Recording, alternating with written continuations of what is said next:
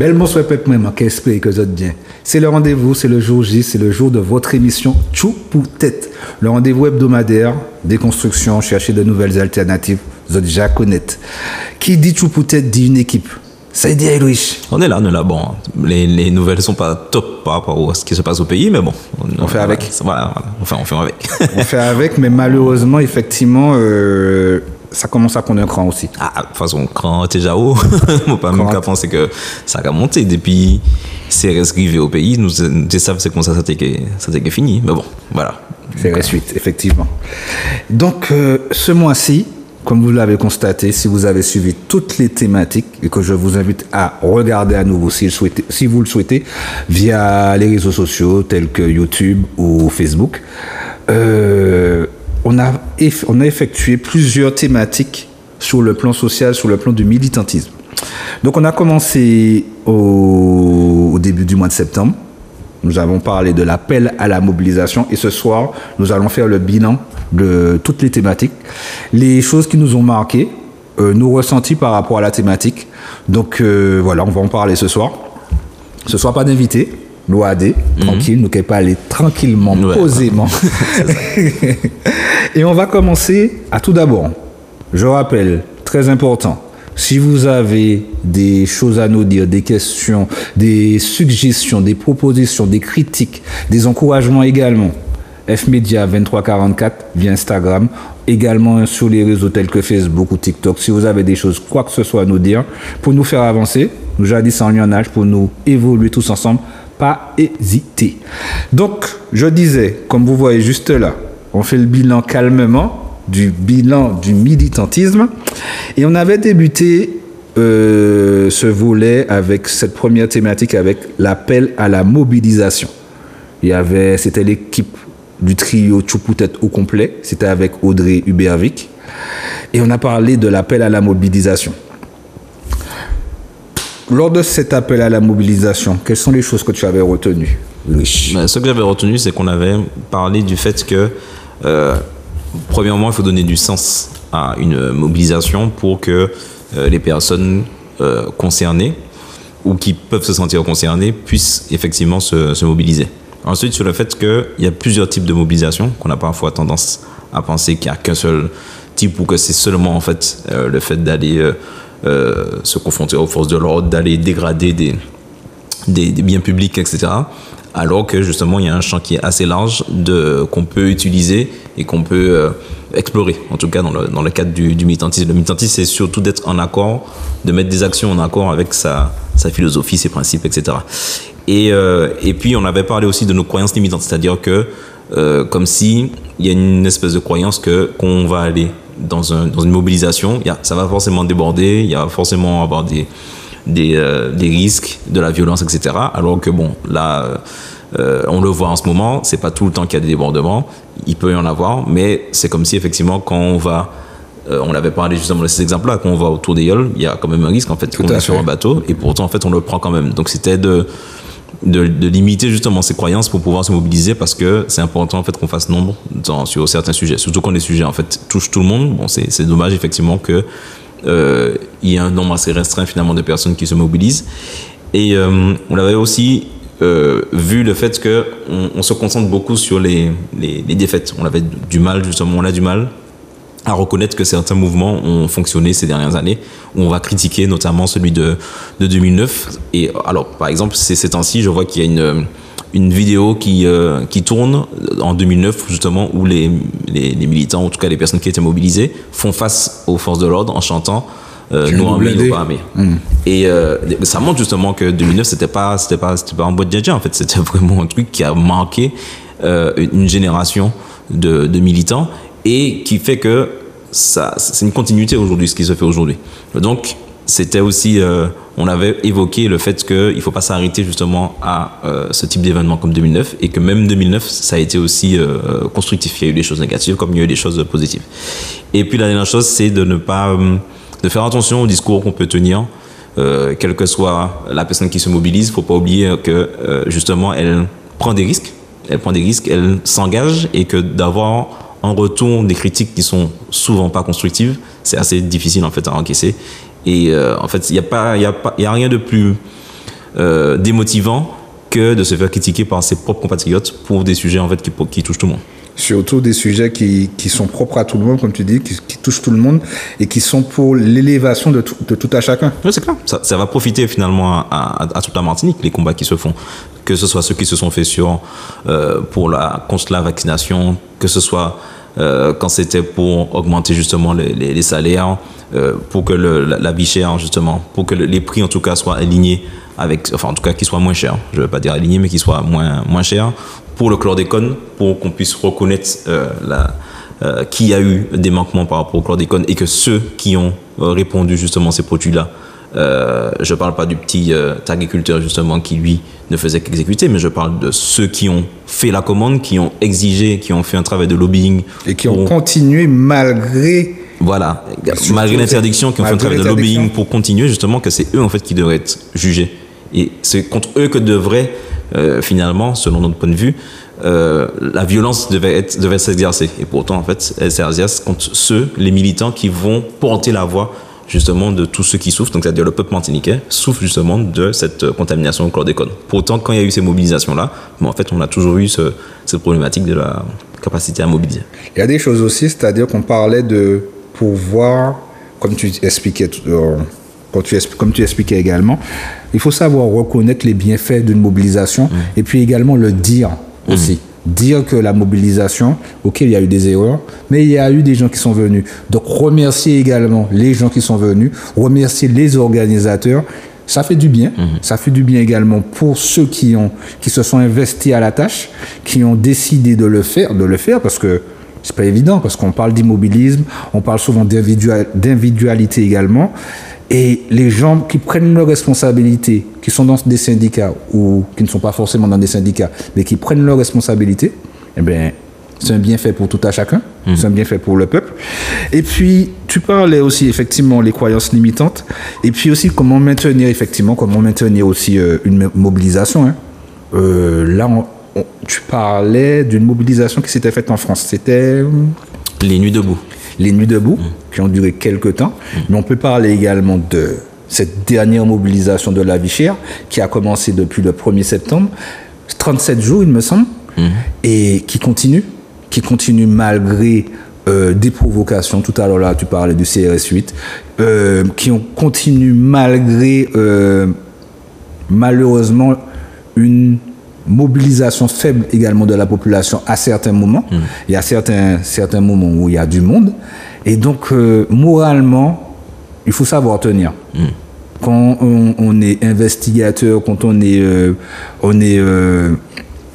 souhaite lancer cet élan-là et ne pas forcément voir la population réceptive, etc., c'est se dire, c'est difficile quand même. C'est difficile quand même à admettre, mais il y en a certains qui boit pour nous aller. Donc, il faut savoir remercier. J'ai envie de dire, il faut remercier également ces gens-là qui se soucient tout simplement de la population et qui se soucient également à notre élévation, de se dire que la vie chère, il y a des gens qui se sont battus pour la sécurité sociale, il y a des gens qui se sont battus pour nos droits. De toute façon, je constate également que la vie est un combat parce que nous sommes battus pour la liberté, pour avoir cette liberté-là.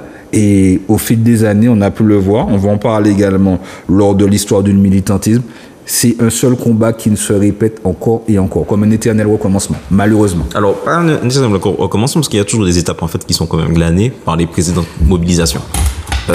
Il y a ce sentiment justement des fois que c'est redondant, mais en fait il faut bien comprendre qu'on s'appuie quand même sur des victoires du passé et on s'appuie sur celles-ci. On n'est pas dans les mêmes conditions en fait que dans les années 70. En termes de communication. Donc même en termes de résultats. Et justement, quand tu parlais des acquis, ce qui est dommage, par exemple avec le fait que les CRS soient de retour, ça veut dire en fait qu'on crache justement sur ces acquis-là, parce que nos précédents avaient réussi à avait acquis le fait que les CRS devaient quitter la Martinique et de voir en fait qu'on le bafoue et qu'on le remet. Ça, justement, ce sont des choses qui sont très dures effectivement à encaisser et qu'il faut pouvoir combattre. Mais quand on voit justement, à la rigueur, d'être combattu par les CRS, bon, passe. Mais comme je l'ai dit, se faire combattre par ses propres compatriotes, par des personnes qui elles-mêmes souffrent autant des mêmes soucis que soi, ça c'est effectivement c'est dur, d'où le fait effectivement dans le même Kadia, qui a poussé même Kadia du moins. Exactement. Donc d'où le fait de continuer à se soutenir et il y a une chose aussi, ce qu'on appelle la pureté militante. Il faut le mettre en avant, c'est-à-dire qu'il y a ceux aussi qui sont dans le combat et qui vont invectiver ceux qui ne se bougent pas ou ceux qui vont se bouger différemment. Ça aussi, c'est pas constructif finalement d'avoir ce discours-là, parce que c'est pas comme ça en fait qu'on pousse quelqu'un, que c'est pas comme ça qu'on motive quelqu'un en lui disant que c'est un inutile, etc. Donc il y a un effort justement à faire effectivement de chaque côté, mais concrètement quand on est dans des situations sur des thématiques qui touchent un ensemble, un grand ensemble, enfin la majorité de la population martiniquaise, effectivement, il faut qu'on arrive à se soutenir, il faut qu'on arrive à se dire que bon, il y en a d'autres qui font peut-être moins que moi, que je considère même qui font moins que moi, parce que des fois c'est pas forcément le cas. Eh ben c'est pas grave, on va se donner la force, on va se soutenir. Là en fait on a besoin de solidarité. C'est ça, on a besoin de solidarité. On n'est pas dans un match de football, on n'est pas devant un film. Il faut pas juste commenter devant les écrans, parce que bon, on peut commenter sur ah il était pour faire ci, il était pour faire ça. Non, peut-être que si tu emmenais ta pierre de venir, peut-être pas venir tout le temps, en fonction du temps qui t'est attribué, eh ben c'est toujours une avancée. Oui, parce que souvent, il y en a beaucoup qui sont d'accord pour la cause, mais ils ne se donnent pas les moyens d'y participer. C'est pas celui qui est sur le terrain. Peut-être que toi, tu peux ramener d'une autre manière, juste ramener la présence, comme on disait, l'appel à la mobilisation, c'est important. Et je vais lire également, puisque l'équipe de Tchoupoutet, c'est un trio, je veux lire ce que Audrey, elle a dit de son côté. Il y a plusieurs types de mobilisation. Pour qu'une mobilisation physique ramène du monde, il est nécessaire que l'action menée ait un sens avec le problème soulevé. Pour qu'une mobilisation dure, il est nécessaire d'en faire un moment de convivialité et d'échange, même sur les sujets épineux.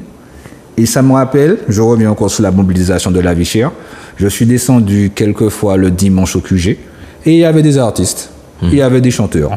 Il y avait M. Bougrainville, il y avait Elvis, il y avait Pline Pyroman, il y avait différents artistes que je ne vais pas tous nommer, mais il y avait quand même une vie. J'ai vu également, tu nous donnais un exemple en Afrique, j'ai vu également le partage du repas. Boire et manger, c'est la base. Voilà, personne pas qu'à payer manger, t'es ni manger, t'es ni tinin, t'es ni péroubet, t'es ni chocolat, t'es ni manger. Et il n'y a pas qu'à demander 1 euro. Donc ça aussi c'est important parce que ok nous on l'a dit, ok nous on est dans lutte, mais il faut aussi, comme on disait, j'ai envie de dire, comment dire ça, il faut que les gens arrêtent. C'est pas vraiment le terme approprié, mais il faut que les gens arrêtent. C'est quelque chose qu'il ne faut pas négliger en tout cas. Il faut fidéliser. Ouais, manger, voilà. Comme on dit, on connaît en plus nos cultures, c'est important. Mais voilà, quand on lutte, ça fait partie de la lutte, les luttes militantes font partie de la vie. C'est pas exclu de la vie, c'est pas des moments qui sont exclus des autres moments de la vie. Donc, boire manger, c'est capital. Et effectivement, ça met un esprit de convivialité qui permet après d'affronter plus sereinement, en tout cas, les situations qui seront difficiles dans tous les cas. Il n'y aura pas que des moments conviviaux, on le voit actuellement, mais au moins, en fait, ça permet d'avoir une solidarité. Comme je l'ai dit, l'heure est à la solidarité. Clairement, quand on voit justement l'adversité qui nous est opposée, et de bien voir justement que cette adversité est solidaire. Je n'ai pas entendu quelqu'un des forces de l'ordre dire c'est inadmissible ce qui se passe en ce moment. Vous voyez bien en fait qu'ils sont tous, ils ont qu'on appelle ça un objectif, et ils s'y tiennent, ils vont derrière. Alors effectivement, ils ont d'autres moyens que nous on a, mais en tout cas, il faut bien voir qu'ils sont solidaires. Mais en fait, nous, de l'autre côté, il faut aussi qu'on puisse avoir cette solidarité, et même si on n'aime pas voir la tête d'un tel, même si on n'aime pas comment un tel parle, ben se dire que, ok, le principal c'est quoi? C'est qu'effectivement, on vit dans une situation où, pour consommer des produits de base, on dépense beaucoup plus que d'autres régions de France, alors qu'on a payé un lourd tribut de base, et qu'on ne pose même pas la question des réparations. Donc, quand on a ce contexte-là, je pense qu'il y a des choses sur lesquelles on peut passer pour l'instant. Ça ne veut pas dire qu'on met ça de côté. Quand le contexte sera plus serein, on pourra justement aborder les conflits qui nous opposent pour qu'on puisse justement avancer sereinement. Oui, il y a eu réparation, mais pas pour une partie de la population. Et voilà, ça. On va continuer. On continue ? Oui. D'accord. Là, on va parler de justice et militantisme. Je rappelle, très important, si vous n'avez pas vu cette thématique-là, c'est visible sur Facebook ou sur YouTube. Pas hésiter, appel à la mobilisation, contre toutes les thématiques là nous qui parlé, c'est visible sur les réseaux sociaux. Donc là, cette fois-ci, nous allons parler de justice et militantisme. En invité, c'était monsieur Dominique Monotuka, un avocat, maître Dominique Monotuka.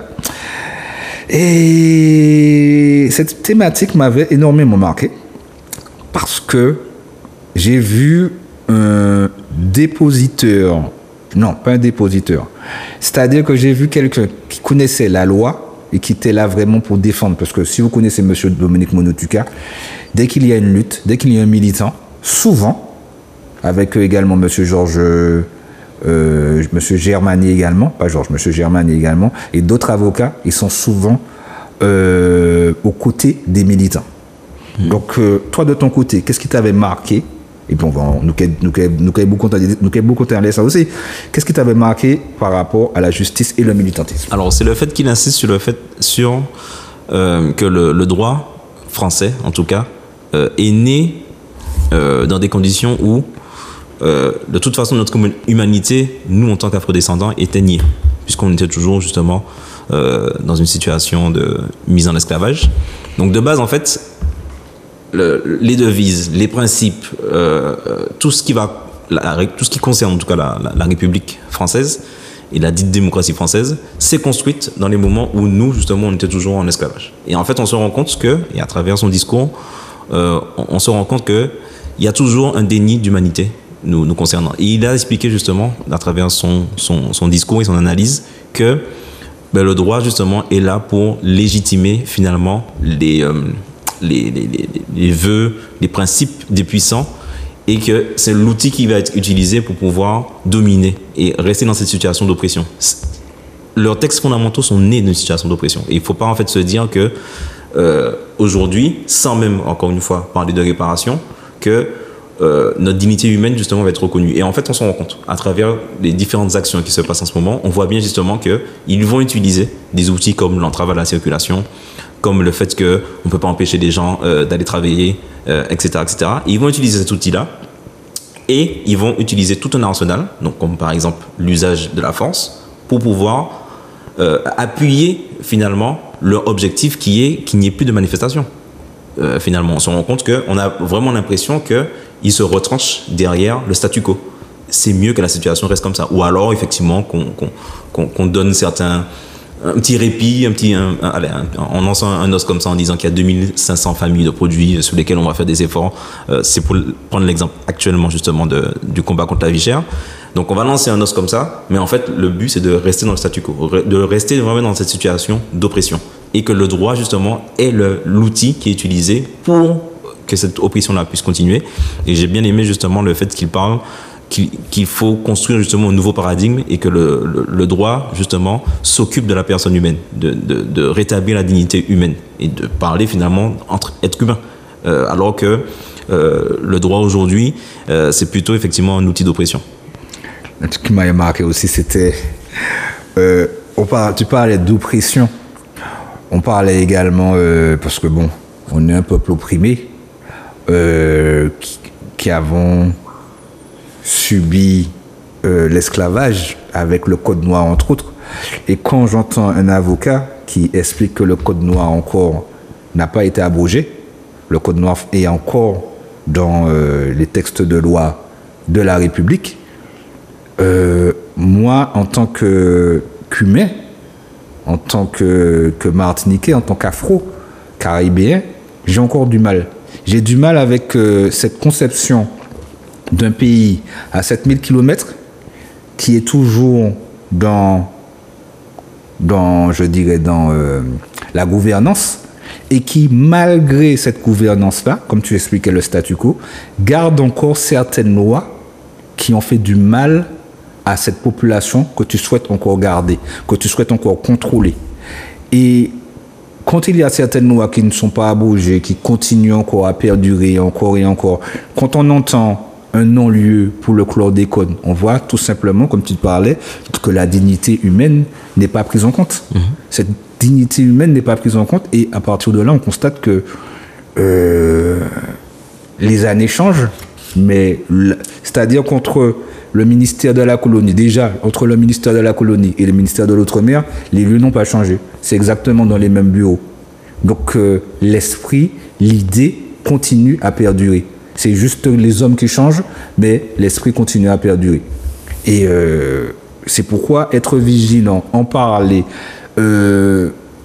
comme on parlait à la première thématique, l'appel à la mobilisation, ce n'est pas quelque chose qui mon baquet dit, mon ticket dit, c'est pas du vent, c'est une réalité. Et quand c'est une réalité, on est obligé d'être à la mobilisation. Et les avocats le constatent. Donc, je vous invite à regarder cette thématique avec Maître Dominique Monotuka, qui était très intéressante. Et je vais lire le point de vue d'Audrey, parce que comme je disais, c'est un trio. Justice et militantisme. Les règles de droit sont basées sur les positions politiques et non pour le respect de l'humanité, comme tu expliquais, de chacun. Le militant qui défend son droit d'exister en tant qu'humain est parfois inaudible et souvent réprimé dans le système actuel. Ben, c'est tout ce qu'on disait.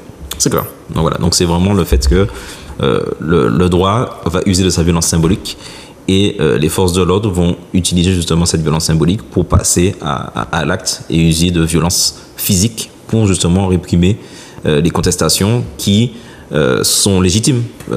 Clairement, j'aimerais bien avoir quelqu'un qui puisse me dire que les revendications que nous avons à travers le chlordécone ou à travers des prix qui sont moins chers, qui peut me dire en fait aujourd'hui concrètement, objectivement, que c'est pas légitime en fait d'avoir ce type de revendications. Ce sont des revendications qui sont légitimes et effectivement elles sont opprimées de la façon dont qu'on constate aujourd'hui. Donc c'est vraiment une question qu'il faut vraiment se poser sur le droit français, qu'il faut remettre en question. Et effectivement il disait que rendre justice finalement n'est pas vraiment l'objet finalement de ce droit-là. C'est plutôt de mobiliser des outils pour garder le statu quo. Donc c'est une justice, mais pour ceux qui sont toujours justement au pouvoir et pour qu'ils gardent ce pouvoir-là.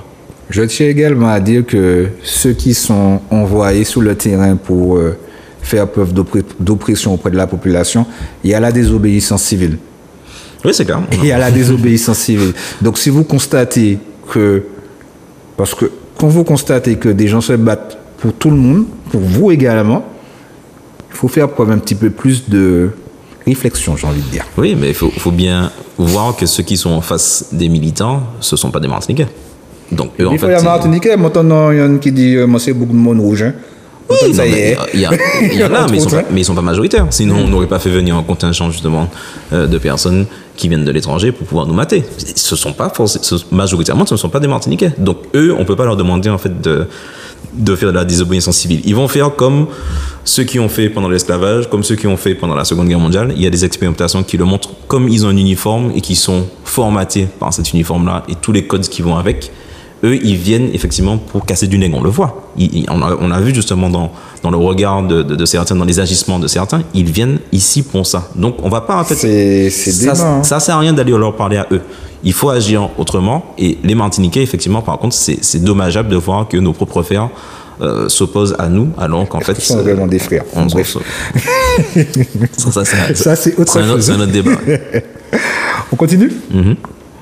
Cette fois-ci, on va parler du leadership et militantisme. En invité, c'était M. Mathis Brival.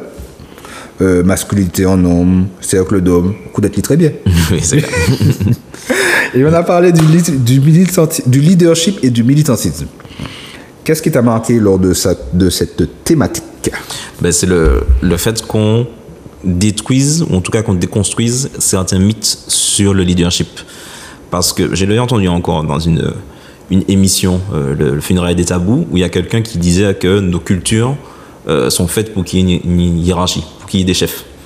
Et moi, ça m'interpelle toujours parce que il y a plein d'exemples qui montrent que les chefferies et le pouvoir justement que pouvaient avoir des chefferies, ça a donné comme résultat que cette chefferie faisait tout pour garder son pouvoir au détriment finalement des mouvements qu'il défendait au départ. Donc voilà, c'est vraiment un discours qui est problématique et que je pense en tout cas qu'il faut déconstruire. Je ne dis pas en fait qu'il faut abolir totalement ou directement toute forme de hiérarchie, mais il y a des leaderships qu'il faut questionner. On ne peut pas en fait rester là et se dire que tous les leaderships qui existent dans le militantisme sont bons et qu'ils ont permis de l'avancée de certains mouvements. Il faut bien se rendre compte que l'ego de certains leaders a clairement freiné des mouvements ou a clairement contribué à ce qu'il y ait une division finalement des mouvements. Donc ça a été intéressant qu'on puisse parler de cela et qu'on puisse mettre en avant le fait que certainement que c'est le message ou que c'est le mouvement qu'il faut mettre en avant de mettre en avant un leader. Ou en tout cas que ce leader puisse respecter les principes du mouvement avant de respecter ses propres principes à lui. C'est important justement pour que des mouvements puissent durer, parce qu'on voit bien en fait que le risque, c'est que quand on coupe une tête, en fait ça coupe parfois tout le mouvement, parce qu'il y a une trop grosse personnification d'une organisation ou d'un mouvement qui est représenté par un leader. Et puis on a apporté justement des éléments de connaissance sur l'anarchisme. On ne cesse de répéter, Mathis et moi justement, que l'anarchisme ça veut pas dire chaos, ça veut dire une organisation. C'est souvent ça. Mais c'est clair, dont le principe c'est ni Dieu ni maître, c'est vraiment le fait d'avoir une hiérarchie la plus horizontale possible et que chaque personne qui soit dans le mouvement prenne ses responsabilités et qu'il puisse avoir un leadership qui est partagé et pas seulement qui est monopolisé par une personne ou un groupe de personnes. Quand tu parlais d'anarchie, ensuite après ça, j'ai une réflexion concernant un mouvement qui était anarchique. J'ai l'impression que c'est souvent des... par exemple, je pensais à... Comment ça s'appelle encore ? En Corse, tu vois ? ETA, je crois. Non, pas ETA. Bon. Ce FLNC. LFNC, ou bien les Basques également, tu vois, qui reviennent de côté identitaire pour montrer que, genre, ils désavouent, je dirais, l'État français. Donc, ils viennent avec des idées identitaires, mais c'est souvent, effectivement, on ne voit pas forcément une tête, mais on voit vraiment un mouvement. Et quand c'est comme ça, tu ne sais pas qui est qui. Et c'est vraiment ce mouvement-là qui émerge et qui met vraiment les idées en avant. Et ensuite, parce que le plus important, ce sont les idées qui doivent être indiquées auprès de la population pour bien faire comprendre les mobilisations et puis le combat. Parce que ensuite, quand le combat doit être effectué, eh ben, comme tu disais, là, on peut le constater, hein. On le voit là ces derniers temps. C'est souvent au niveau du combat de la vie chère, ils attaquent souvent également les leaders. Oui, et on parlait de CRS-8, on peut dire également que ces gens-là, ils ont un briefing. Ils sont briefés du moins. Ils sont briefés pour savoir qui est qui. Donc quand tu donnes un coup à quelqu'un du mouvement, tu sais vraiment à qui tu as donné ce coup-là.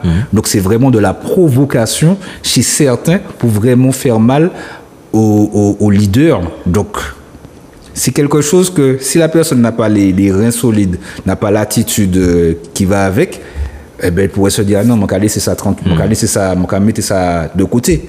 Mon pas là pour ton coup. Donc, c'est vraiment quelque chose à faire vraiment, je dirais, à mettre en avant qu'il y a un leader certes, mais il y a également le mouvement à faire monter au maximum. C'est ça, parce que du coup, ça fait que l'ennemi est déstabilisé, parce qu'il ne sait plus justement où il faut frapper, s'il a un mouvement avec beaucoup plus de personnes qui prennent leurs responsabilités. Et puis, ça retire aussi de la pression sur le leader, parce qu'effectivement, c'est lui qui sera le premier ciblé sur le front. Donc, c'est vraiment important justement de déconstruire ces choses-là et de se dire il faut peut-être maintenant qu'on explore justement d'autres façons de créer du leadership et d'avoir des leaders et de mettre en avant un mouvement. Je pense que c'est vraiment des choses sur lesquelles il faut qu'on se questionne. J'ai pu discuter avec certaines personnes qui ont été vraiment touchées par rapport à certaines images et commencent à s'interroger eux-mêmes, de se dire, tu vois, de manière intrinsèque, de se dire que non, nous qu'à aller.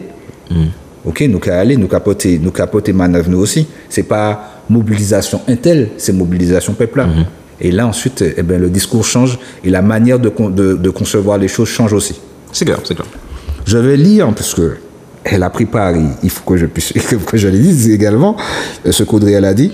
Le mouvement ne doit pas se limiter à un leader, nous a dit, mais doit reposer sur une vision ou un objectif commun. Une vision est plus difficile à défaire qu'une tête à abattre. Voilà, elle a tout résumé. On continue ? La non-violence. En invité, c'était Madame Élodie Rose de l'association Entier Zamana. Et nous avons parlé de la non-violence. C'était une thématique, toute là, était intéressant. Mais tu as là, t'es très très bien aussi. Parce que le côté non-violence, me concernant, je me disais toujours que, excusez-moi du terme, hein, c'est comme si ça t'était fait petit doudou. Comme si que genre, il n'y avait pas de détermination, que genre, on n'a pas senti pression, ouais. Et elle nous a démontré que non-violence ne veut pas dire, ne veut pas enlever la détermination. Non-violence, ce n'est pas aussi, c'est accepter, je dirais ça, une certaine violence et la transformer.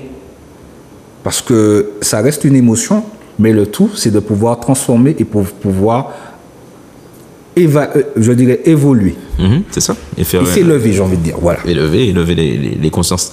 Justement, elle a mis en avant différents outils qui sont utilisés dans la non-violence et qui ont montré leur efficacité. Donc, il n'y a pas que des mobilisations où il y a des affrontements qui permettent d'avoir des avancées. Ou en tout cas, les deux, que ce soit la violence ou la non-violence, ont souvent marché ensemble pour finalement que ce soit efficace pour obtenir des résultats.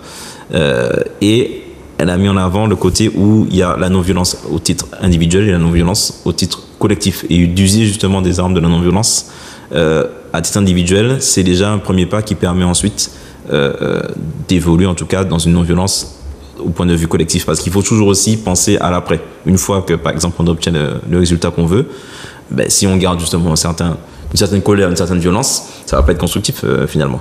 Alors que dès maintenant justement travailler là-dessus et essayer de pacifier nos rapports, par exemple, dans la communication non violente, parce que, par exemple, c'est quelque chose qu'elle utilise. Et dans nos façons de manifester, il y a plein d'outils, en fait, de la non-violence qu'on peut utiliser, dont la désobéissance civile, qui est un des outils, justement, de la non-violence, et qui permet, justement, d'avoir des résultats de façon sereine.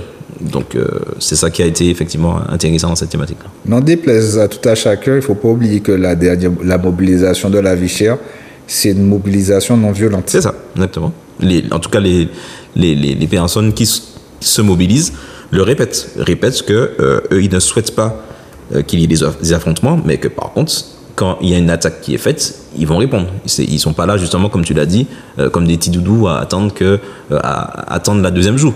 C'est ça leur principe. C'est des actions non violentes. Donc, par exemple, le 1er septembre, c'était effectivement d'aller bloquer le port en partant de Carrefour Dillon. À ce moment-là, il n'y avait pas de violence. La violence est venue justement dès le lendemain matin où ils ont été délogés à coups de gaz lacrymogène.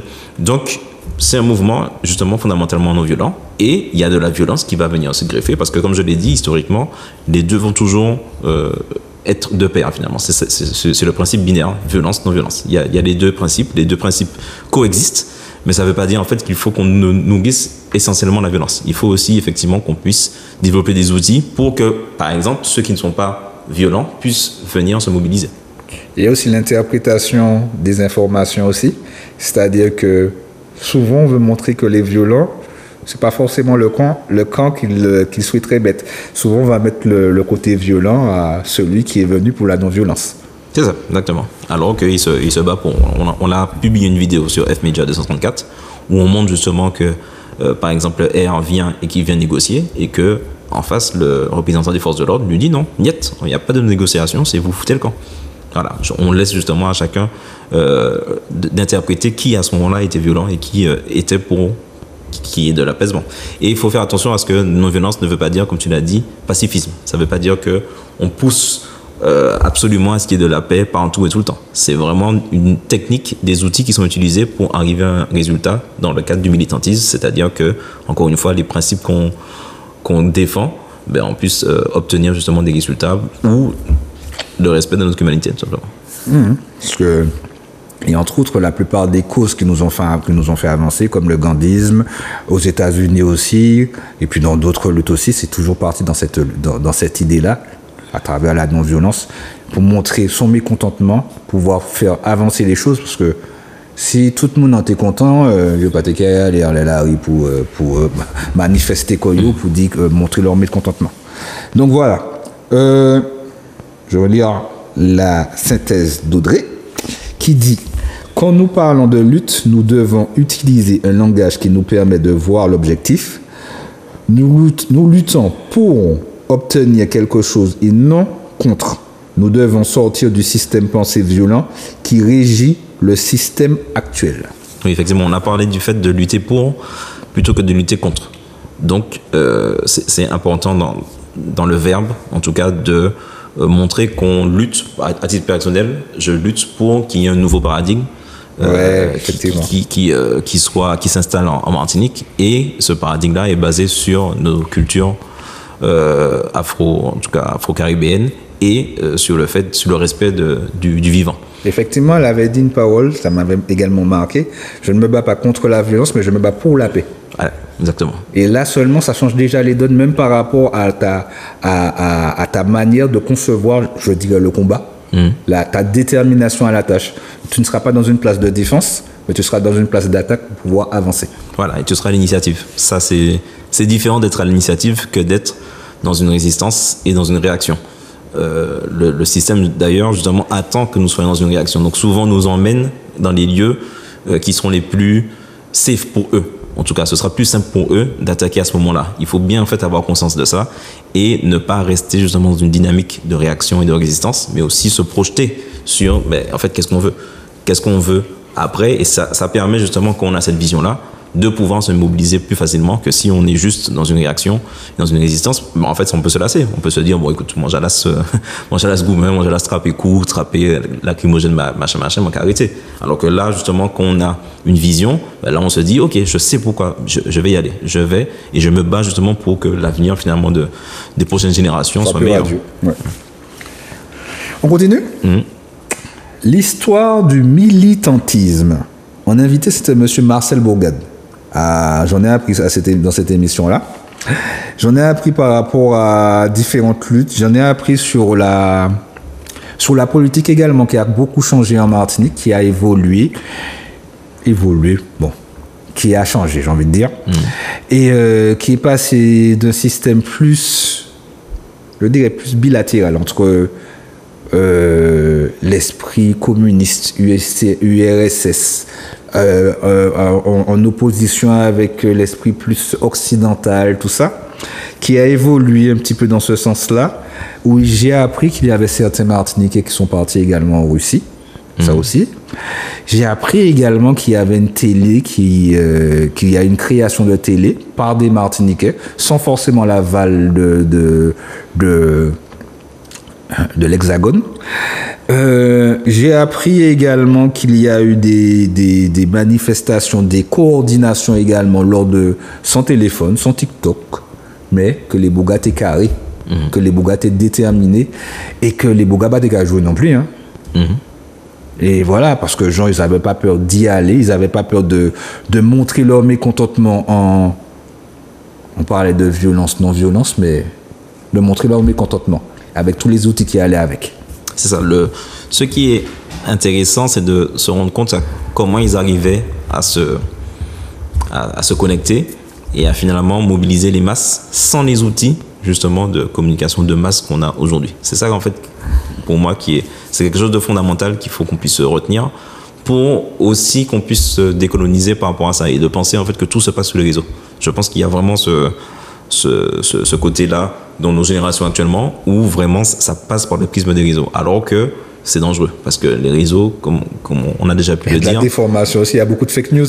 L'algorithme les réseaux, en tout cas, l'algorithme n'est pas fait pour que des pensées militantes puissent se répandre.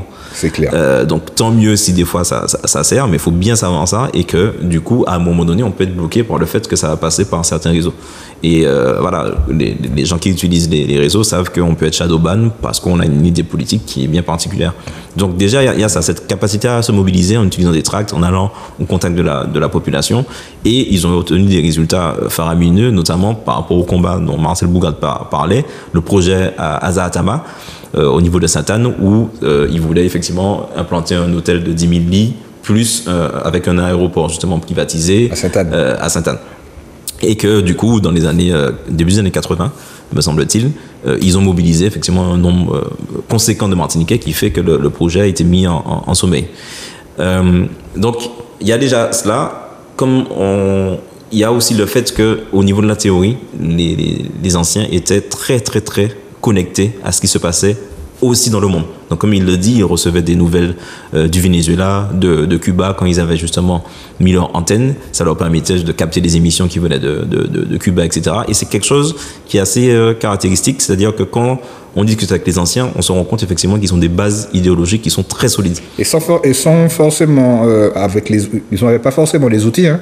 C'est et ça. Malgré ça, ils arrivaient à se connecter, ils arrivaient à avoir des livres qui n'arrivaient pas forcément en Martinique, mais ils étaient qu'à débrouiller quoi, pour ni les livres là, pour ni les images là qui étaient qu'à fait compter qu'à dit dans la Caraïbe, parce qu'il y avait des exemples, hein, avec Cuba entre autres, et puis un petit peu le coup, hein, comme je disais, un peu le coup en communiste, et ça les a permis ils étaient beaucoup dans la débrouillardisme, parce qu'ils l'expliquaient aussi à travers la télé. Hein. C'est ça. Par exemple, les combats de Bishop à Grenade avaient un retentissement ici, Maurice Bishop. Donc ils arrivaient justement à développer une énergie qui leur permettait justement d'avoir de la connaissance et qui leur permet ensuite d'être beaucoup plus solide, d'avoir une assise sur laquelle ils s'appuient pour ensuite manifester. Ça, c'est quelque chose que malheureusement aujourd'hui, je constate que c'est... malheureusement, on tend à perdre de la force à ce niveau-là. C'est un peu moins solide théoriquement, mais c'est aussi, comme justement Marcel Bougad le disait, c'est aussi dû au fait qu'il y a beaucoup d'informations en fait, à traiter aujourd'hui. Eux, c'était peut-être un peu plus simple parce qu'il y avait beaucoup moins de flux qui venaient à eux. Là, en fait, c'est vrai que le flux est assez conséquent et donc réussir à suivre tout ce qui se passe, c'est pas évident. Et voilà, et se construire une base idéologique, c'est vrai que c'est pas simple. Et puis effectivement, c'est tous les moyens qu'ils ont mis en branle et toute la violence effectivement auquel aussi ils ont été confrontés avec des morts, des blessés par manifestation. Que aujourd'hui, c'est peut-être aussi ça qui fait que certains ont peur de se mobiliser parce qu'il y a ces exemples-là en fait où on a souffert dans notre chair finalement pour obtenir certains acquis. Donc ça n'empêche que Marcel Bourgade lui-même, qui a quand même connu certains combats, arrive à dire qu'il est optimiste parce qu'il se rend compte qu'il y a une conscientisation qui est faite et qu'il y a des choses en fait qui ne vont plus se produire en Martinique parce qu'il y a cette conscientisation. Et puis il y a un travail qui est fait justement pour se décoloniser et donc dans l'alimentaire, dans sa façon de se soigner, dans sa façon... dans l'écologie aussi. Voilà, dans l'écologie. Toutes ces choses-là justement sont imprégnées par la nouvelle génération qui effectivement propose autre chose. Et c'est très intéressant de voir que lui-même n'est pas défaitiste. Pour autant, justement, il a connu des luttes qui étaient différentes. On peut constater aussi que la lutte n'a jamais cessé en Martinique. C'est ça, effectivement. Elle n'a jamais cessé en Martinique, quelles que soient les périodes, des fois peut-être moins visibles. La Sopamar effectue un gros travail. D'autres associations également effectuent un travail. D'autres Martiniquais également font, j'ai envie de dire, des guerriers de l'ombre. Pas forcément exposés, mais qui font et qui agissent en fonction, qui sont quand même vigilants, qui constatent on en avait parlé par exemple lors d'une thématique, je sais pas sur quelle émission, être vigilant, c'est-à-dire quand on voit qu'il y a des travaux qui sont effectués, regarder c'est quoi, parce que souvent il y a des gens qui viennent avec des prescriptions contenaires, etc.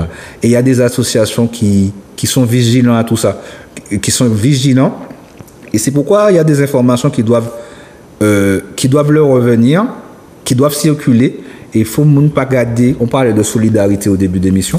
Il y a des choses à ne plus garder pour soi. C'est ça.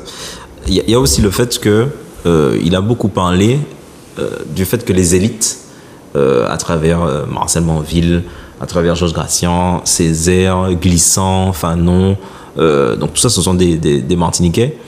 Madame Nardal aussi, les sœurs Nardal plutôt. Toutes ces personnes-là, c'était des élites qui étaient aussi qui allaient dans le sens du peuple. C'est-à-dire qu'ils n'étaient pas opposés.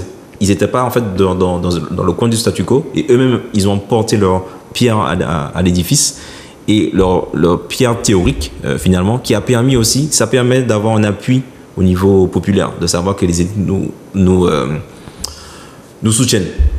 Et je fais la comparaison avec aujourd'hui. Quelle élite en fait qui s'est exprimée dans les médias pour pouvoir soutenir le RPRAC? Il y en a peu. J'ai vu Mme Esmeralda effectivement qui a fait un texte. J'ai vu M. Confiant faire aussi un texte. Sinon voilà, tous les autres, tout ce qui se considère de l'élite, ce qui produit justement de la littérature assez conséquente le reste de l'année. On en a parlé, me semble. Peut-être, mais en tout cas, c'est pas aussi conséquent que toutes les toutes les élites que M. Bourgade a citées et qui appuyaient justement les mouvements. Il a parlé de Guy Cabor-Masson. Oui. Puis pour moi, en tout cas, à mon avis, on ne parle pas assez des travaux de ce monsieur-là. Et aussi l'appui de la culture, c'est-à-dire que ce qu'il faisait n'était jamais, en fait, la culture était toujours, ils étaient toujours, en tout cas, avec eux, les Roi Corail, les Mona, etc. Donc, aujourd'hui, justement, on a des soubresauts de cela, mais j'estime en tout cas que, en tout cas au niveau des élites des intellectuels, j'ai l'impression qu'il y a plutôt une démission, et il y a plutôt, enfin, une démission en tout cas, ce sont des alliés pour moi objectifs du statu quo, parce qu'effectivement, ils ne se positionnent pas concrètement. C'est clair. Dans la situation qu'il y a actuellement. Ouais, c'est clair. Parce que, tu sais, il y en a peut-être aussi par rapport au combat en lui-même, parce que on parle de Vichy. Je parle par exemple de cette dernière mobilisation. Il y en a ceux qui vont dire qu'eux, ils sont pour l'autosuffisance alimentaire. Ne pas forcément consommer chez le colon. Ne pas forcément consommer vers l'extérieur. Donc ce paradigme-là d'aller vers l'Europe centrée, j'ai envie de dire, eh bien, il y en a ceux aussi qui ne vont pas forcément, ils vont dire ok, le combat, mais nous ne sommes pas forcément favorables à ce combat-là aussi. C'est pourquoi on voit certains qui ne se manifestent pas trop, qui ont l'habitude de se manifester, qui sont manifestés par exemple pour les terres Félix Gratte, ou bien par rapport, on parlait de la vaccination, mais qui ne vont pas forcément, parce que pour eux c'est une sorte de, on est en discuté avec certains qui sont pour eux un petit peu dans cette continuité de la dépendance. Oui, non, c'est clair. Mais en tout cas, j'aurais aimé qu'il y ait plus de débat à ce niveau-là. Et ce que je vois, le débat n'est pas... en tout cas, moi, ça ne me stimule pas. Dans ce que je vois pas en fait des éléments d'analyse qui nous permettent justement d'avoir un esprit plutôt aiguisé pour analyser les choses. D'ailleurs, on voit bien justement que les personnes, que ce soit les distributeurs ou le préfet, ont cessé de répéter que c'était trop technique pour qu'on puisse assister à certains débats. Voilà, c'est ça. Il y a le Google. Il y a des mots que je ne connais pas, POSEI, etc. On te regarde dans les Google, c'est tout. En tout cas, c'est aussi le rôle justement des élites de faire ce travail-là en fait, de vulgarisation. Et c'est pas pour autant que les choses doivent se faire dans le dos du peuple. Tout à fait, exactement. Il doit y avoir des relais. Maintenant, la clarté doit être prépondérante, j'ai envie de dire. Je vais lire ce que notre collègue a pu indiquer. Vivre l'histoire des luttes à travers une histoire familiale montre à quel point la transmission est importante pour connaître par où sont passés nos aînés, pour qu'on ait des droits. Notre histoire politique et militante est très riche. Nous n'avons pas fini de l'écrire car aujourd'hui, il s'agit de faire respecter ces droits humains. C'est clair. Et justement, on va... Sur le côté continuité, parce que j'ai vu ça aussi passer à certains moments, où il y a la comparaison entre ce qui se fait en ce moment et ce qui s'est fait au moment justement des boycotts concernant le chlordécone. Il faut faire attention, justement. Et comparaison n'est pas forcément raison. Il faut bien voir que ce sont des précédents et on voit, par exemple, qu'il y a beaucoup de choses que eux, ils ont mis en avant, notamment dans le combat contre les puissants, en tout cas, de Martinique, qu'ils ont mis en avant déjà à leur époque. Ça remonte à 5 ans. Donc ce sont des devanciers en fait, ce sont des personnes qui ont fait avec leurs moyens et on ne peut pas aujourd'hui critiquer en disant oui, le mouvement d'aujourd'hui est meilleur que celui... Non, c'est d'autres. Voilà, c'est chaque génération ou chaque génération de militants qui apporte sa pierre à l'édifice et maintenant l'idée c'est de capitaliser là-dessus. Pas de se dire que bon, eux ils ont fait différemment, nous on va faire différemment. Non, on voit bien justement aujourd'hui qu'il y a des éléments justement de 2019 qui sont utilisés. Il y a des éléments de 2009 qui sont utilisés. Il y a des éléments des années 70 qui sont utilisés. Parce que c'est une histoire, comme tu dis, et il y a une continuité dans cette histoire-là. C'est faux de penser en fait que on a oublié ce qui s'est passé dans les années 70 ou quoi que ce soit. Non, c'est encore très vivant dans notre façon de lutter aujourd'hui. Il y a le monde également, on pourrait s'imprégner, on pourrait prendre certains exemples. Hein. Il y a notre histoire à nous, mais il y a également certaines luttes également qu'on pourrait prendre certains exemples. Certains également à travers le monde, aux États-Unis, dans certains pays qui se sont battus contre leur oppresseur aussi. Et avec cette ouverture du monde, avec ces réseaux sociaux, avec Internet aussi, ça permet de connaître davantage pour mieux préparer certaines choses aussi. C'est clair, on peut effectivement se baser sur des personnes qui ont vécu de lutte qui est similaire aux nôtres.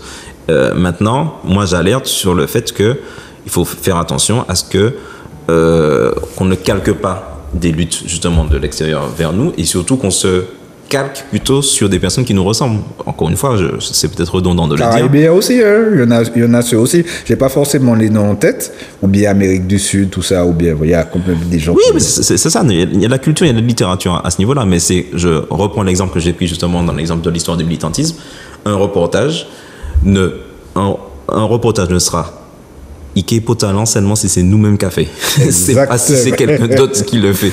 Exactement. Donc, n'attendons pas que la lumière vient de l'étranger, de l'extérieur. Non, la lumière vient de nous. Bah oui, j'attendais le CI.